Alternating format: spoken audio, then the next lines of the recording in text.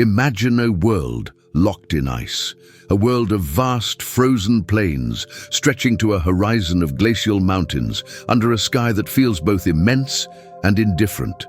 This wasn't an empty world. It was a kingdom ruled by titans. Colossal mammoths with tusks that curved like scythes moved in great herds that made the very ground tremble. They were the architects of this landscape, their passage carving paths through the snow-dusted grasslands. Alongside them roamed the woolly rhinoceros, a solitary tank of fur and horn, armored against the biting wind. It was a creature of immense power, a survivor of an ancient lineage. In the shadows, a different kind of power lurked.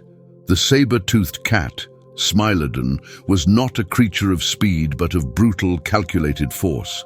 With a muscular build more like a bear than a modern lion, and canines that were daggers of bone, it was the apex ambush predator, engineered to bring down giants. And then there were the truly strange ones, the giant ground sloths, some as tall as a modern elephant when standing on their hind legs. They moved with a slow, deliberate grace, using enormous claws not for aggression, but to pull down entire trees for a meal. For tens of thousands of years, this kingdom of giants thrived. They were the undisputed masters of the Pleistocene epoch. They were perfectly adapted, incredibly successful, and seemingly eternal. And then, in the geological blink of an eye, they were gone.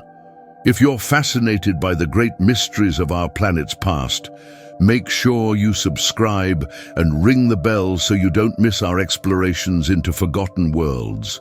The question that haunts paleontologists to this day is not that they vanished, but how? What force of nature, or what new arrival on the scene, could possibly erase such dominant and powerful creatures from the face of the earth? The silence they left behind is a mystery written in bone and ice. To begin to answer that question, we must become detectives of deep time. Our crime scene is the entire planet, and our evidence is buried under millennia of earth and ice. The most dramatic clues come from the Siberian permafrost, a natural deep freeze that has preserved these lost animals with haunting clarity. We have found baby mammoths like Lyuba, who died 42,000 years ago, so perfectly preserved that we can still see her eyelashes and analyze the contents of her last meal. These frozen mummies are not just bones, they are time capsules. They tell us about the animal's diet, their health, even the parasites they carried. They confirm that these were not struggling, degenerate species on their last legs. They were robust, healthy, and thriving in their environment. In North America, the La Brea tar pits in Los Angeles offer a different, more brutal kind of record. Over thousands of years, asphalt seeped to the surface, creating deadly traps that ensnared countless creatures. We find mammoth, bison, and giant sloth bones jumbled together with those of their predators, dire wolves and saber-toothed cats who were lured in by the promise of an easy meal, only to become trapped themselves. It's a catalogue of life and death, showing us the complete ecosystem in grim detail. But perhaps the most personal evidence comes not from the animals, but from ourselves. In the caves of Lascaux and Chauvet in Europe, our distant ancestors left behind a breathtaking gallery of Ice Age life. Using charcoal and ochre, they painted mammoths, rhinos, and lions with an accuracy and artistry that feels alive. These aren't just pictures of animals. This is a record of a relationship. It tells us that our ancestors knew these creatures intimately.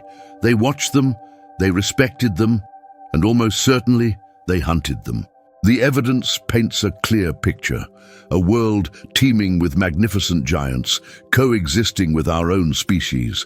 Yet the geological and fossil records are unforgiving.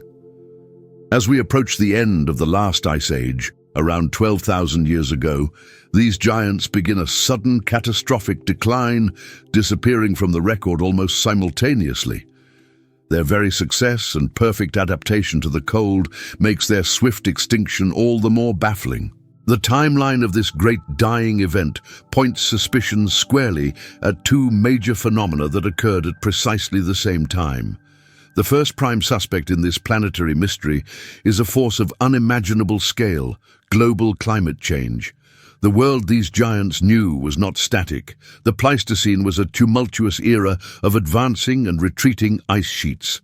But the final transition out of the last ice age was particularly violent and swift. An event known as the Younger Dryas, beginning around 12,900 years ago, saw the planet plunge back into near-glacial conditions for over 1,000 years, before warming with shocking abruptness. For the Megafauna, this was a cataclysm. Their entire world was built on a specific, stable ecosystem, often called the Mammoth Steppe. This was a vast, cold and dry grassland that stretched from Spain across Eurasia and into North America. It was a highly nutritious environment that could support huge populations of large herbivores.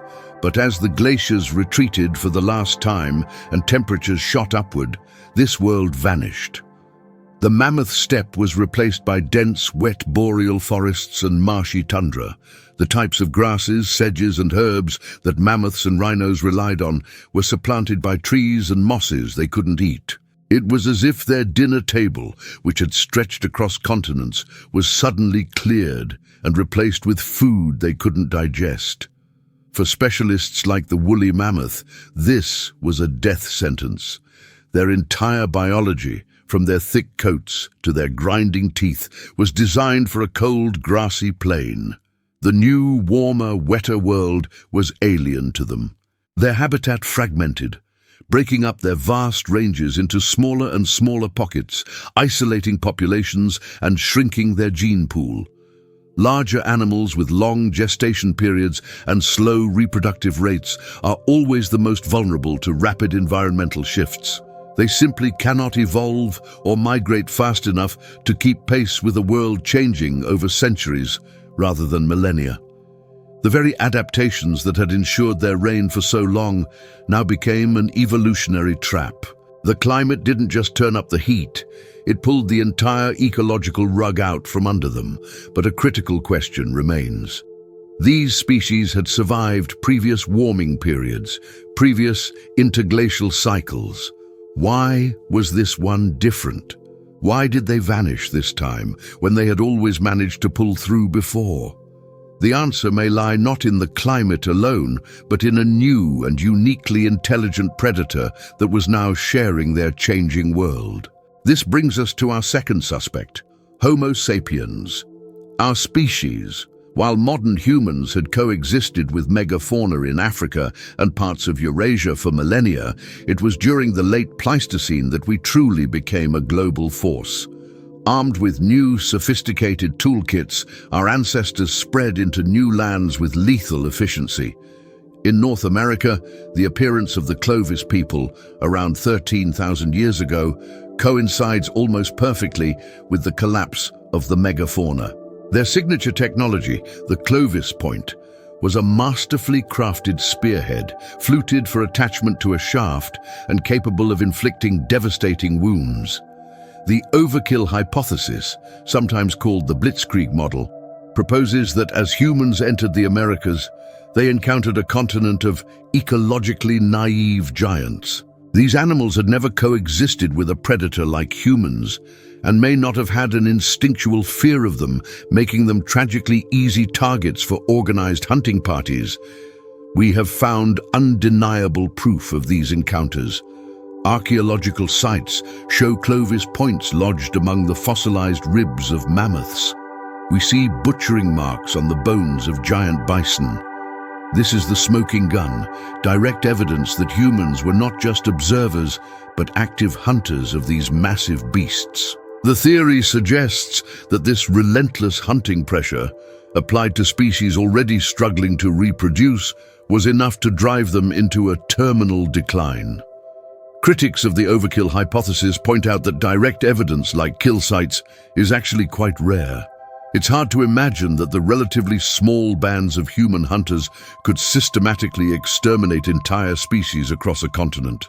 Could they really take down a creature as formidable as a giant sloth or a full-grown mammoth with just stone-tipped spears? It's possible they focused on the young, the old, or the weak, a strategy that would still cripple a population's ability to sustain itself over time. These theories are still fiercely debated in the scientific community. What do you think was the bigger factor? Let us know your thoughts in the comments below. The evidence for both a changing climate and human hunting is powerful. Yet when examined in isolation, neither seems to fully explain the sheer speed and totality of the extinction. This has led many scientists to conclude that the truth is not a case of one culprit versus the other. Instead, it was a terrifyingly perfect storm, a conspiracy of two killers working in tandem to bring down the giants. The most compelling and widely accepted explanation today is not a single cause, but a deadly synergy. It's a two-punch knockout theory. First, the rapid and chaotic climate shift at the end of the Pleistocene delivered the initial crippling blow. It fractured the habitats of the great beasts, shrank their food supplies, and placed their populations under immense physiological stress. Herds became smaller, more isolated, and their birth rates likely fell. The giants were already weakened, vulnerable, and pushed to the very brink of their adaptive limits. They were backed into an ecological corner. Then came the second blow. Into this chaotic world of stressed and struggling animal populations stepped a new and incredibly resourceful predator, us. Even if human hunting was not the sole cause, it may have been the decisive one.